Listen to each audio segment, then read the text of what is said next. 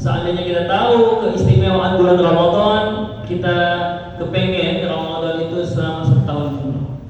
Apalah alasannya ketika dikatakan Ramadan bulan mulia, Pak? Yang pertama apa, Bu? Satu, yaitu sebabnya. Kenapa, Bang? Adik?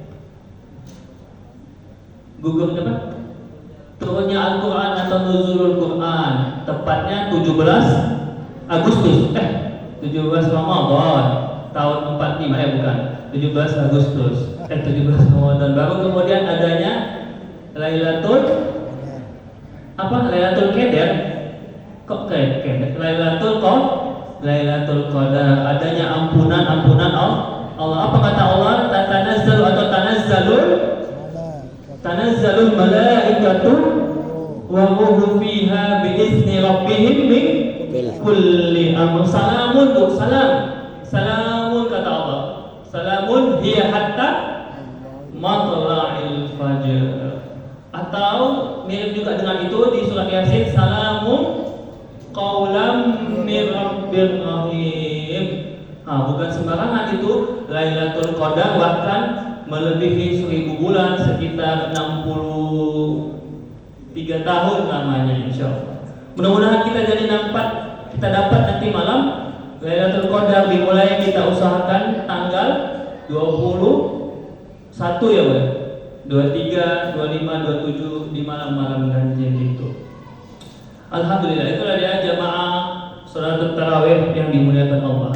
Maka bagaimana hari ini, malam ini kita jadikan Ramadan sebagai madrasah kita. Ya, tahu itu madrasah itu apa? Sekolah kita atau madrasatul ummah yang mendidik kita, yang mengajarkan kita. Apa kata Allah dalam hadis qudsiynya? Bahwa puasa ini as-shaum bainal abdi wa rabb. Puasa kita ini antara aku dan hamba.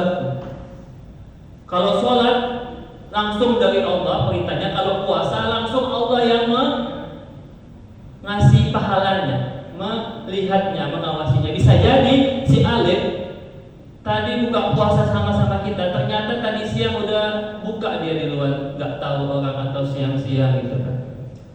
Bisa jadi kita ketika kita di luar nampak alim, tapi pas kita tidak ada orang, kita penuh dengan maksiat. Na'udzubillah, tsumma na'udzubillah min dzalik. Jadi itu dia, Bapak Ibu.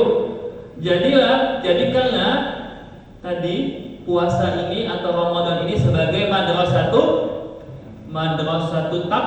taqwa, madrasah ketakwaan kita kepada Allah Subhanahu wa taala dimanapun dan kapanpun, Bu. Di masjid ibu takwa baik, di rumah ibu takwa insya Allah. Apalagi kalau ibu-ibu ini ketika masih ada kewajiban ibu, ya, mengurus anaknya, melayani suaminya, itulah kewajiban perempuan. Ialah mengerjakan sholat, melaksanakan puasa, dan melayani suaminya. Kalau itu belum selesai, maka kesimpulannya adalah tunda dulu ke masjid. Dan kalau kita bicara ke masjid, jangan ketika kita sudah rajin ke masjid, merasa sudah sering ke masjid, kemudian merasa lebih baik dari yang belum ke masjid atau tidak ke masjid. Hati-hati kita, Bu. Bisa-bisa nanti lama-lama terjangkit penyakit iblis. Tahu gak?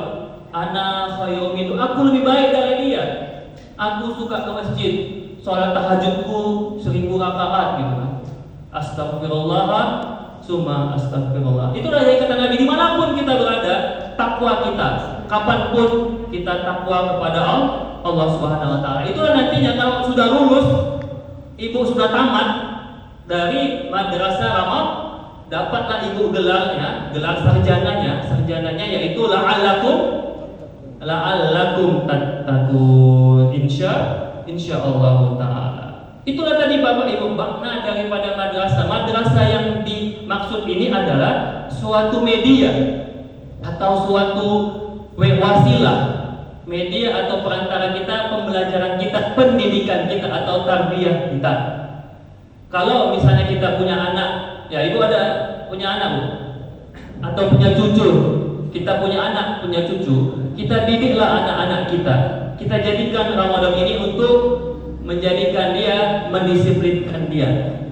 Dari mulai dia subuh sampai maghrib, itulah satu kedisiplinannya untuk dia puasa. Kita ajarkan anak-anak kita untuk puasa. Kalaupun dia gak mau atau masih malas puasa, ya boleh kita iming-imingi atau kita kasih apa, Bu? Kita kasih hadiah atau kasih THR atau janjikan beli baju baru. Walaupun memang tidak ada baju baru di hari raya, ya tidak apa-apa juga. Nah, itulah dia supaya semangat gitu kan. Sama ketika kita menginginkan surga, gak masalah, Pak.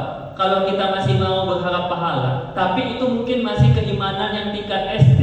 Kalau imannya sudah hebat, gak mau tahu dia, gak peduli mau aku masuk surga, mau kita masuk neraka, mau dapat pahala, mau dapat dosa, itu semuanya kembalikan kepada Allah Subhanahu wa Ta'ala. Nah, kalau masih anak-anak dia mau tuh transaksi, aku sholat dapat apa, aku puasa dapat apa gitu. Nah, kemudian kalau anak-anak kita paksa sholat, memang ketika dia sudah balik, memang wajib kita memaksanya. Terutama kata Nabi, kalau nggak mau sholat juga dipukul ya, Pak. Dipukul minimal dengan pukulan kasih sayang. Kalau memang anak kita belum bisa sholat 5 waktu, pelan-pelan kita ajarkan 3 waktu, syukur-syukur nanti 4 waktu, 5 waktu. Itulah doa Nabi Ibrahim kepada zuriatnya, Rabbi ja'alni muqimas sholati